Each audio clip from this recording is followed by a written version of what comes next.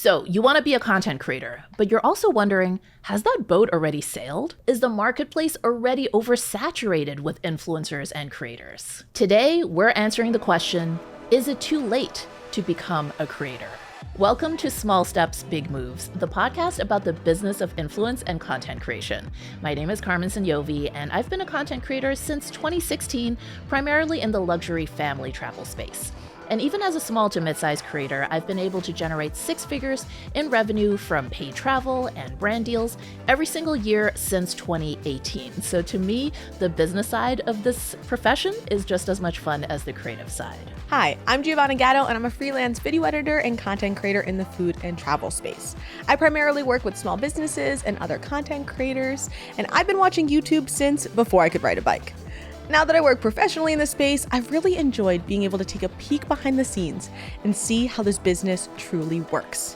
In this episode, we're going to discuss if it is too late to become a creator. So Carmen, I know that you started in 2016 as a creator, and you've been so enthusiastic about sharing and encouraging others to also become creators. But don't you feel like there's already so many creators out there? Some would say maybe too many creators? Yeah, I mean, if you believe some of these surveys that have come out, I've seen several different organizations survey Americans about, are you a creator? How many creators are there? Trying to quantify it.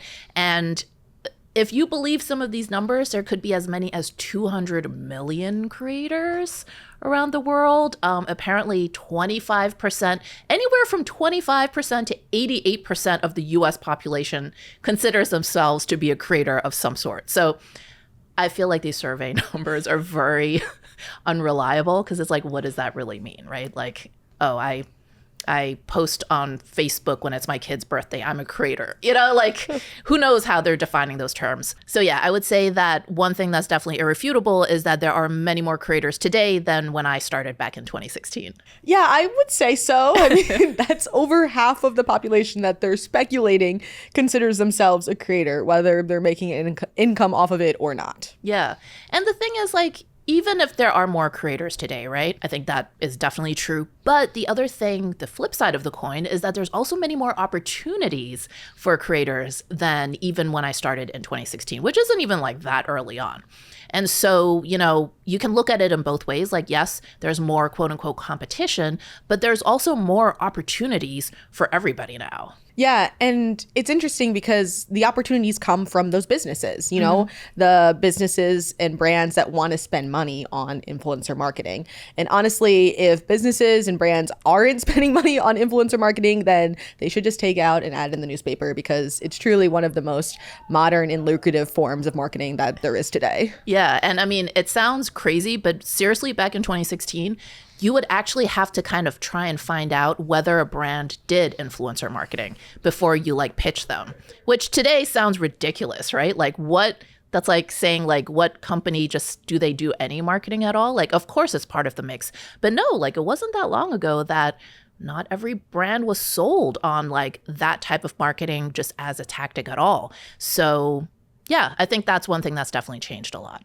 Yeah, I also think that over the past 10 to 15 years, the internet has grown astronomically, and so have its users and consumers. And I think it's easier now to kind of carve out those little corners of the internet for whatever niche you want to be in. They were always there, but now I feel like there is so much more opportunity. In fact, I am on a duck painting TikTok. It's one of my favorite little corners. Wait, so is it paintings of ducks, or are we painting on ducks? Okay, that's a fair question. It is paintings of ducks. Okay. There is one creator who is a competitive duck painter. It's a fascinating part of the internet. There's all competitions, and it's the second year I'm following them entering in the competition. Wow. So highly recommended. Yeah, I mean, there's a niche for everybody, guys. And I mean, truly, if you look especially at TikTok, right? There are creators where their whole account is about one thing that you would not think anyone could build a career around. There's that one family where they're just hey, we're really tall. And right? And every month it seems like the inches go up, where it's they were 6'2", and then next month they're 6'7". Or how about that lady who does the news anchor voice? Oh, I've seen that. Right? And it's her whole account is just funny versions of her saying things in a news anchor voice. I mean, I'm sure she has a job as a news anchor also, but clearly she also has a pretty substantial audience just based off of that. So it's like, truly, there's so many niches out there, and there's an audience for like all kinds of random stuff. Yeah, and I just think that that is definitely encouragement. You know, if you have your niche or you have a niche you like, you could find other people in your niche, you know, and create content for it. Yeah, and hopefully monetize it. By the way, if your niche is not duck painting, but it's travel, and you want to find out how to become a travel content creator like myself, I have a free masterclass you can take. It's called How to Make It as a Travel Influencer Without Being Young, Hot, or Rich. You'll find this masterclass useful if you want to be a travel influencer, but you don't have the time or budget to travel frequently. Or you want to create travel content, but you worry that you don't have a background in photography or videography. Or you want to grow an audience, but you don't know how to attract the right followers and keep them engaged because you don't have that much experience with social media. To sign up for this free masterclass, just visit travelinfluencerclass.com. So we've talked about how there are more creators, but there are also more opportunities. So do you feel like there's anything else that has changed since 2016? Yeah, I mean, I think one of the biggest changes is that there's so much more transparency around this industry and this profession. Like, when I started in 2016, it was literally like begging for scraps of information. And if you found one creator who was generous enough to like just toss you a little crumb, you'd be like, oh my God, like, guess what I found out today? And today it's like totally different, right? And I think to some extent, I think it's also a generational thing. As TikTok has, become very dominant, the sort of Gen Z population has also become more dominant in sort of, social media conversations. And I feel like Gen Z as a generation is just all about not gatekeeping, being more transparent, sharing. And so now that has kind of a knock-on effect into other generations of creators. And so podcasts like this one, like, did not exist. I mean, if I came across a podcast like this in 2016, like, I would have died of happiness. Like, seriously. Yes, there are more creators, but now there's also less mystery surrounding, like, how the heck do you do this? How do you make content? How do you grow an audience? How do you monetize and actually make money and make this a profession? That's not such a mystery anymore today. Yeah, it's kind of like, in the early days of like tech and computers, like if you wanted to learn anything about them, you need to know someone who knew something about them or find a class. And now you have so much free education on the internet, so you can really mold that career that you want, whether it is as a creator or in a different industry. There's just so much information out there. Yeah, exactly. But at the same time, I think we should talk about the fact that you should also be careful who you're getting the information from, right? And I know you have some thoughts on kind of how to do that. Yeah, I feel like there is a lot of misinformation out there as well. It's a good thing that there is a lot of information out there. It also can be sometimes overwhelming to understand what is the correct information or what is information that is valuable to you or how to use it. And at least for me, one thing that I like to do is kind of use, media literacy to understand whether I can trust a creator or whether I can trust information. For example, one podcast I like in the editing space is called The Editing Podcast.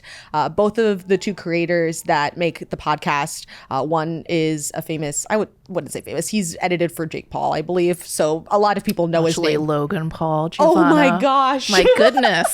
I thought you've been watching YouTube since you could ride a bike. I'm caught. No. He's like, I also listen to the editing podcast or, watch it. No, he's like the real deal. Yeah, he's so good. Hillier-Smith. Yeah. Yes. Yeah. And then his co-host primarily edits music videos. I'm not sure if he still does that, but he talks about it often. Yeah. And they have people from YouTube, from professional space, from all different walks of life on the podcast. And I feel like over time, it's really helped me understand that what I value is their background and their ability to ask questions out of curiosity, but also frustration of how they want to learn more things and want to teach people things. And they aren't telling you information, they're giving you information, which I think is really nice. Yeah. And I think, one of the keys is that they have actually done it, right? They've done the thing that they are teaching. And I think, when it comes to the sort of like creator business space, you really want to make sure that the people you're taking advice from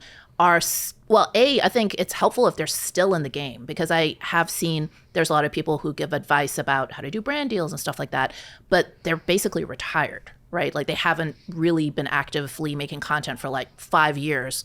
And this industry changes very quickly. Like 6 months can be a long time, let alone 5 years. So you want to make sure that the information is up to date. And then you want to make sure that they've actually done it, right? Like those two guys, they're in the game, they've done it, they have a track record. And you can tell in the way the podcast flows, right? You can tell that they know what they're talking about because they're drawing from real experiences. And I feel like that just comes through. Like you could just tell. And, I would say like this goes for anything. It's not just creator stuff, not just editing stuff. Whatever topic you're trying to delve into, these are basic media literacy things where you want to make sure that you're getting information from like a trusted source. Yeah. And we said the term media literacy a few times. It's really just the idea that you're not just taking things at face value. You're thinking about them, you're analyzing them, and you're understanding them fully.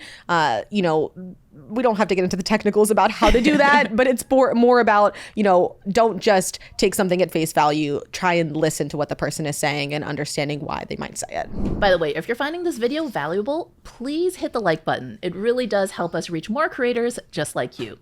And if you haven't already, please subscribe and turn on notifications because you don't want to miss our next video. So why do you think there are so many more creators than there were in, say, 2016? Well, for one, I think obviously being an influencer is more known as a profession, right? I feel like back in 2016, you kind of really had to explain what that meant. Like, hey, I'm a blogger, I'm an influencer, I'm a content creator. People didn't necessarily know what that was or that it was actually a job. So that's one thing. But I think the other big shift is that the technology, the barriers to entry when it comes to technology are so much lower now. Because nowadays, back in the day, you really did need sort of real camera equipment. Even in the early days of YouTube, right? Everyone kind of had a real camera. But nowadays, literally all you need is a smartphone. I tell that all the time to, aspiring creators, and a lot of you don't believe me. But truly, I mean, smartphone cameras are so good nowadays that it's like literally that's all you need, and you probably already have one. So yeah, I think the technology piece is like a huge game changer. And honestly, you don't even need your own phone. If you just have a nice friend, you could just borrow one and get started. That's true. Nice, generous friend. It's just a couple hours. And you don't even really need a laptop anymore these days, right? I mean, before it was like if you wanted to actually edit video, you would have to have a computer of some sort. Nowadays, especially when it comes to short form video, you can edit that right on your phone. There's so many mobile apps. Now, I wouldn't necessarily recommend editing like a long form video, like a YouTube video or a vlog or a podcast like this on your phone. But I mean, technically you could, I guess. Yeah. Giovanna recommends that everyone does this, by the way. I have a rebuttal. So yeah, as an editor, I do really, I beg you to try and edit on a computer, but I will say, yes, you can do a lot of editing on your phone. I also think that, if you want to get started and editing is a curve, start on your phone, but also understand that like there are going to be parts of this creator process that you might love and you might hate. So just like keep that in mind. If editing becomes something that you don't like, grow to a point where you're making income off of this and then hire out parts of creating that you don't like, which could be editing. But if you do like editing, I recommend a laptop. Yeah. And, just one more technical point, I would say there's also a lot of creators, especially starting off, who don't even use like editing, like an editing app. They just edit directly in the social media app. Like they'll actually create the video in TikTok or create the video on Instagram. I think TikTok's like editing suite is pretty good. YouTube also kind of has just rolled out with their own, Instagram. I think we all know that the tech team there is a little lacking.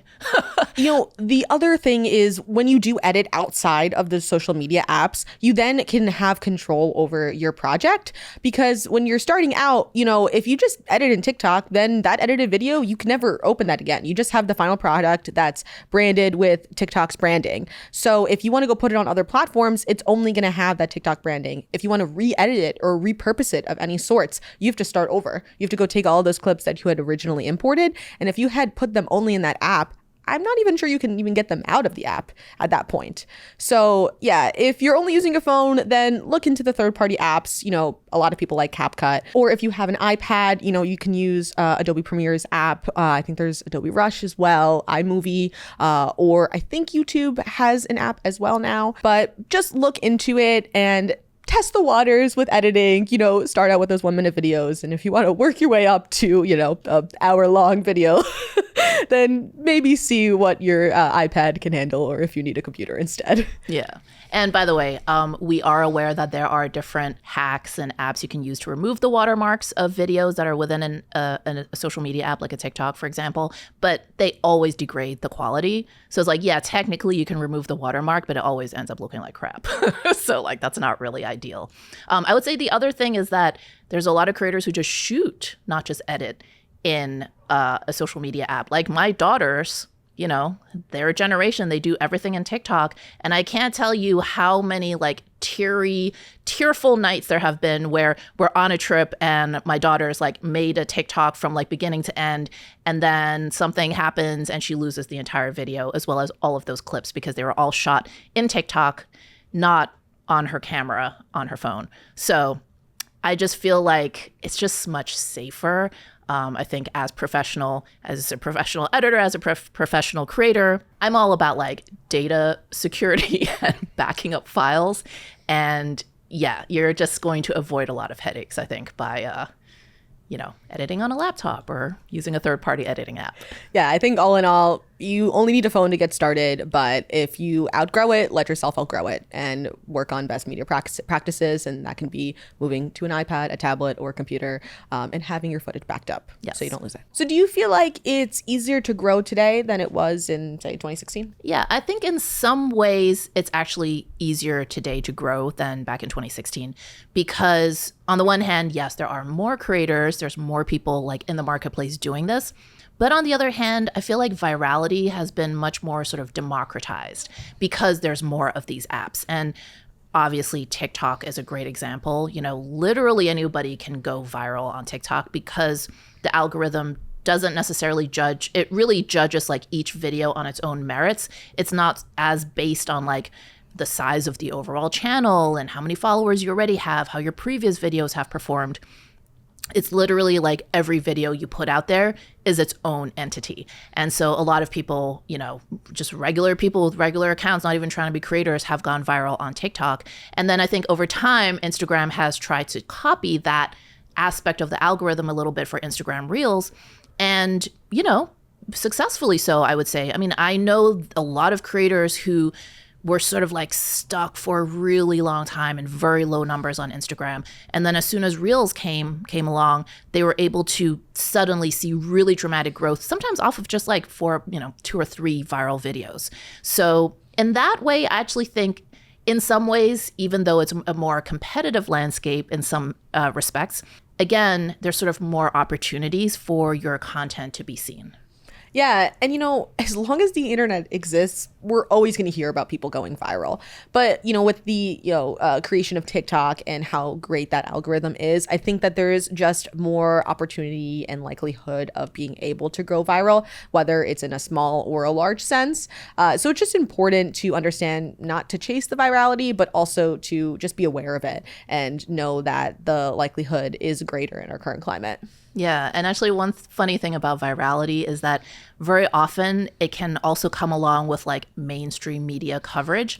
How many of you have seen those articles where it's an article? And for those of you listening to the audio version, I'm doing my rabbit ears with my fingers.